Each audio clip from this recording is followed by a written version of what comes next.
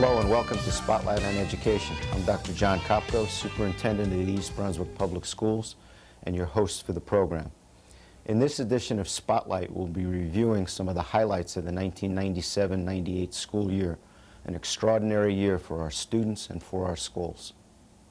It was a year in which our students continued to demonstrate their impressive achievements, a year in which there were continuing technological improvements in our schools, and a year in which construction and renovation not only changed the appearance of the schools, but also had a tremendous impact on teaching and learning in our classrooms. The construction and renovation projects, which began last summer, were designed to provide space for our constantly increasing numbers of students and for the expansion of technology as a tool for learning in all grade levels. Among the many projects, we're building a computer laboratory adjacent to the media centers in each elementary school, adding 6 classrooms at Chittick School, and building a new media center, 4 new classrooms and small group instructional space at both Frost and Warnsdorfer schools. The largest addition was at Hammersholt Middle School, where 11 new classrooms were constructed to alleviate the severe overcrowding at the school. At East Brunswick High School, the media center was renovated and expanded to include a new computer lab and a television studio. I would approximate that we probably have about 50% more room to utilize in the media center than we had in the old one. And Jackie, this is the most incredible change. Would you like to comment on some of the outstanding features of the change? Well, we're going to have a TV broadcasting studio, which is new to the school, and we're going to have a brand new computer lab that has about 27 computers, including multimedia set up. And the lighting. You were going to talk about the lighting. The lighting in this place is magnificent. It really makes it conducive to finding materials easily and viewing them, and it's really easy on the eyes. This has been, as I said, a major project. How did this all get arranged? I mean, the packing of the books and the unpacking and that kind of thing. How many hours have you spent on this? It's been rather difficult. We did have some help doing it, and the reason it's been difficult is because we're in the process of renovating still. So we've had to box things and then move things and use, temporary shelving. We have organized the media center, though, now so that it's going to be very conducive to finding things and making people independent and efficient users. How do you envision this is going to change the way students use the media center? Well, for one thing, we'll be able to have more students in here at any particular time. Also, I think that it's going to be easier to use because of the way we do have it set up now. Although construction was the most visible sign of progress during the school year, there were many other noteworthy events. The district received a grant from the State Department of Education to become the Technology Training Center for Middlesex County, and the new center was created in the Smith Annex. East Brunswick staff members, along with school staff members from throughout the county, are eligible to attend courses in the center. The center is very important since we are committed to providing training for our teachers to enable them to learn effective uses of technology in their classrooms. Okay, first I'm going to check Mrs. Hauser's name, and I've already loaded a student in whose name is Johnny. So I'm going to double click on that. Okay, Johnny is on the first lesson, and the way we've set it up right now is so that each of you will have to do the first lesson. You may not like it, but this is the way it's going to be set up for kids, because they're going to have to know how to use which fingers for each key. New Frontiers is the actual lesson. Games, obviously, is, a game. It will not let you play the game unless you complete the lesson. The notepad, I'll put it up, is the full functioning word processor. So, as a teacher, bringing a class in to use the Type to Learn, you might have them do a log each day they come in. Today I worked on this and I liked this part, I didn't like that part, whatever. So it's a full functioning word processor. During the course of the year, we presented many examples of technology at work on Spotlight on Education on Channel 8.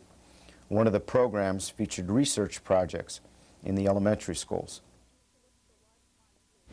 Now I'd like you to look at the large monitors because I have a sample presentation of what your final activity will be, your PowerPoint presentation. The first slide will be your title slide, and it will be something like an interview with your famous person. The second slide will be your important facts. So you'll act as a reporter from, say, a famous newspaper or magazine or news station, and you will be doing a question and answer format. So say the interviewer asks the question and the famous person answers it. Your third slide will take the form of the importance of what the famous person did. So again, it's going to be a question and answer format in which you'll ask something like, why do people remember you? You know, why did you become famous?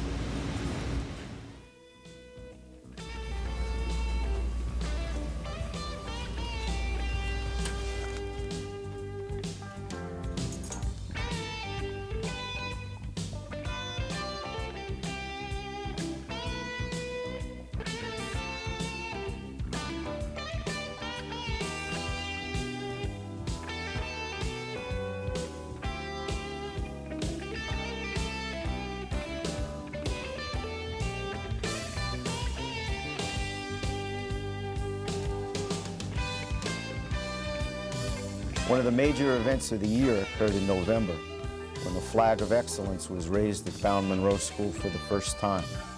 The school is qualified to fly the flag because it was selected as a Blue Ribbon School, National School of Excellence, by the United States Department of Education.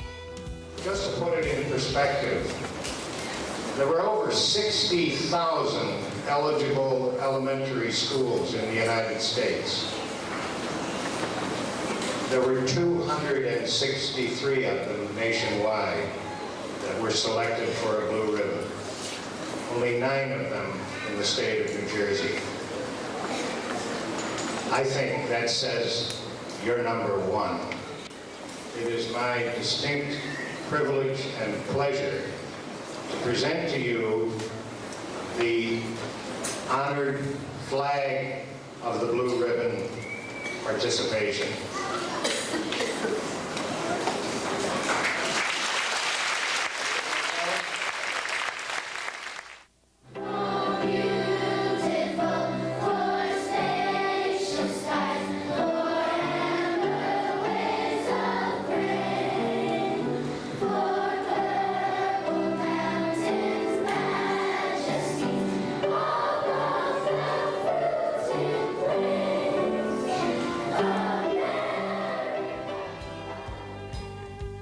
East Brunswick now has 6 Blue Ribbon schools, more than any other district in the state of New Jersey.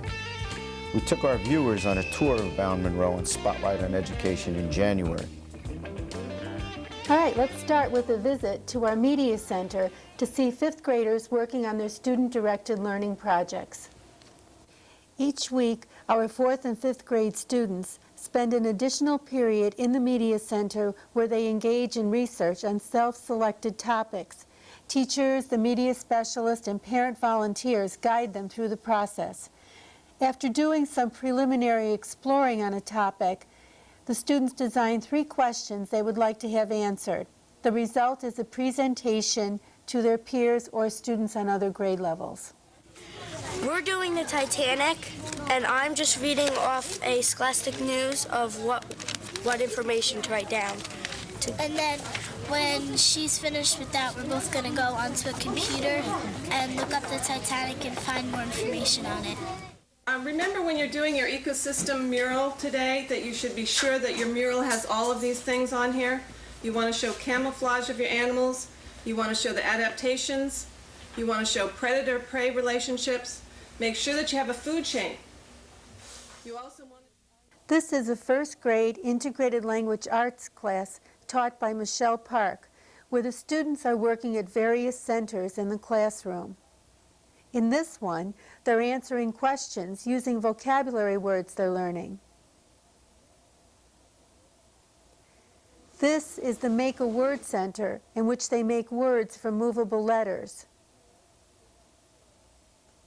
Here, they write stories. While some of the students are at the centers, others are reading with their teacher. Many school activities were featured on This Week in East Brunswick during the year. One of them was the Waxman Student Scholars Club at East Brunswick High School. And it is a club that involves research on DNA. We're studying onion DNA. We're trying to determine what is the ancestor of the onion that we eat. And what onion out there is the closest to the original onion that was domesticated. So this has been a year-long process of analyzing different types of onions and garlic and various related species. And right now they're at the point where they have processed a lot of the information, and they now have this which is an autoradiogram, and the students right now are trying to determine what the sequence of the DNA is in the onion. Some of this may not be onion DNA, we're not sure yet. And what they're going to do is they're going to read the sequence, and they put it through a computer, and the computer analyzes it and tells them what kind of proteins are involved and whether or not it came from onions or other species. Now, how did this club get started? This is through the Rutgers University. They have a summer program where 2 students come to the university and study the techniques involved with analyzing DNA. And they come back to the school and follow through with the research over the school year. And what we've done is we've opened up this research project to any student in the school who is interested in doing biological research. Throughout the year, there were many activities funded by the grants awarded to teachers by the East Brunswick Education Foundation. There is not sufficient time to describe all of them, but here are a few. First, we'll see a visit by a live penguin from Jenkinson's Aquarium to the kindergarten at Warnsdorfer School, where the children had been learning about penguins in activities integrating mathematics, science, and language arts.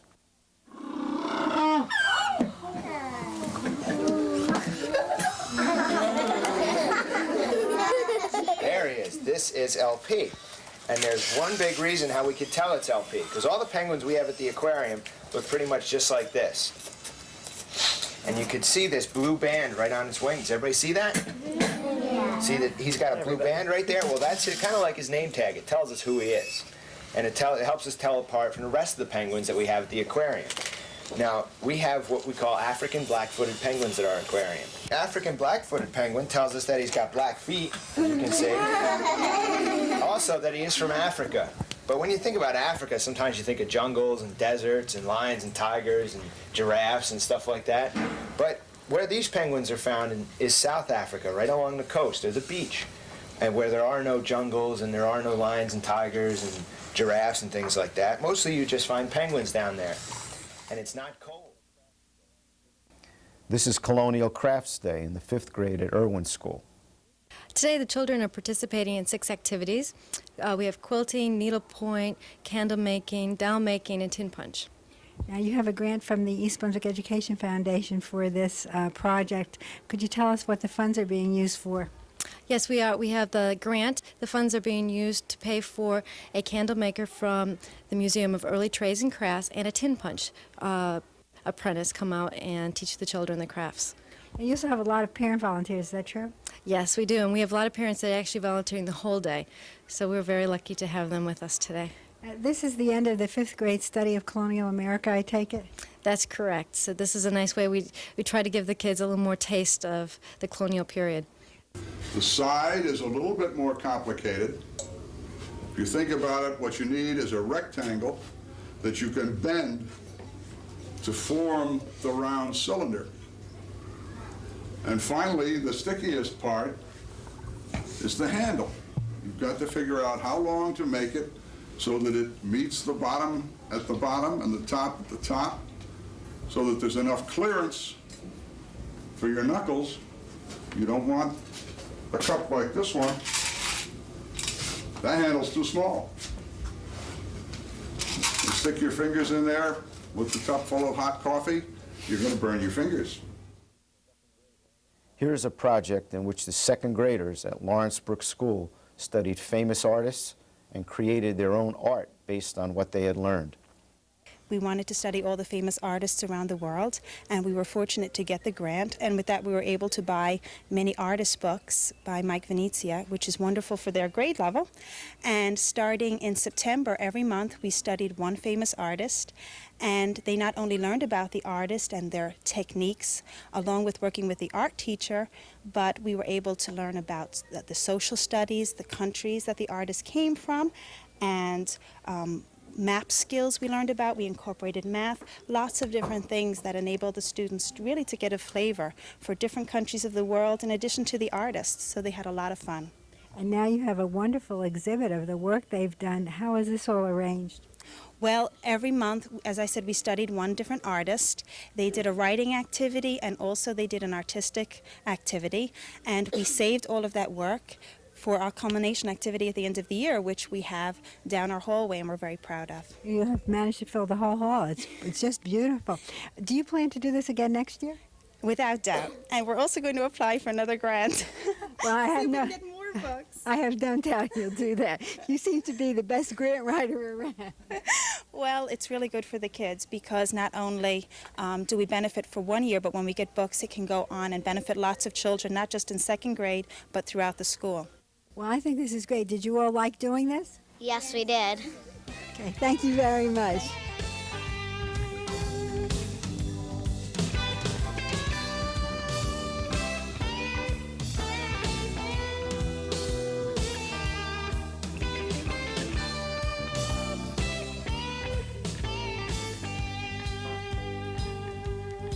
Our district is also fortunate to be a recipient of a CVS Innovations Grant, which was awarded first to Bound Monroe School and has since been expanded to Central and Frost schools. One of the activities funded by the grant was the transformation of Frost School into a museum for a day. It's very integrated as far as covering all the curriculum areas. Every class is involved, every student is involved. Many of the grades have done cross-graded activities where a fifth grade is teaming up with a second grade and they're putting a specific museum piece on. My name is Benjamin Franklin. I was born on January 17, 1706. I had lots of ideas. When I was young, I invented swimming paddles. One of the many interesting events of the school year was the two-day Native American Festival held by fifth graders at Irwin School. Third and fourth graders also had the opportunity to visit the exhibits and hear presentations by the fifth graders.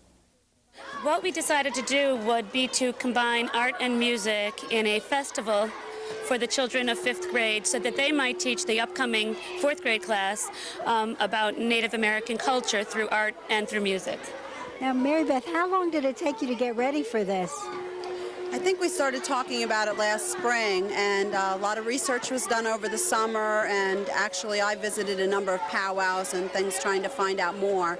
So it's been a long time in the making, and then the children have been working on it for a couple of months in art. The exhibits are really mostly things that the children have made, and they worked within one region. So half of a class studied one region of Native American life and what kinds of things they would have done. In March, the Tolerance and Diversity Committee at East Brunswick High School held a Human Rights Conference, which featured guest speakers, staff members, and students in a series of workshops on all aspects of diversity. The following month, we had our second annual Wall of Honor ceremony for 25 retired members of the staff and Board of Education who are honored for the significant contributions they have made to the district. In summation, Peggy Adams was an unofficial goodwill ambassador for our schools. Her reaction on being nominated to the Wall of Honor? What a surprise. I still can't believe it. Goodwill Ambassador, Peggy Adams.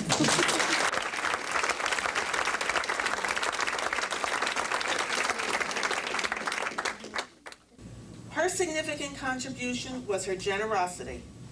She always put the students and the staff first. Our mom had a motherly influence on all the kids. They were as important to her as her secretarial position at the high school. Her spirit and her influence is still a model for all those who work with her in the district. Knowing our mom, she would insist that her plaque be dusted daily. Sharon, would you please do the honors?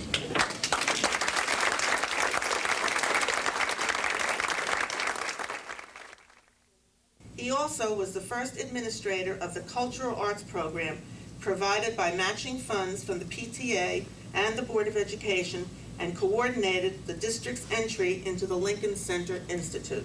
Kenneth Copper.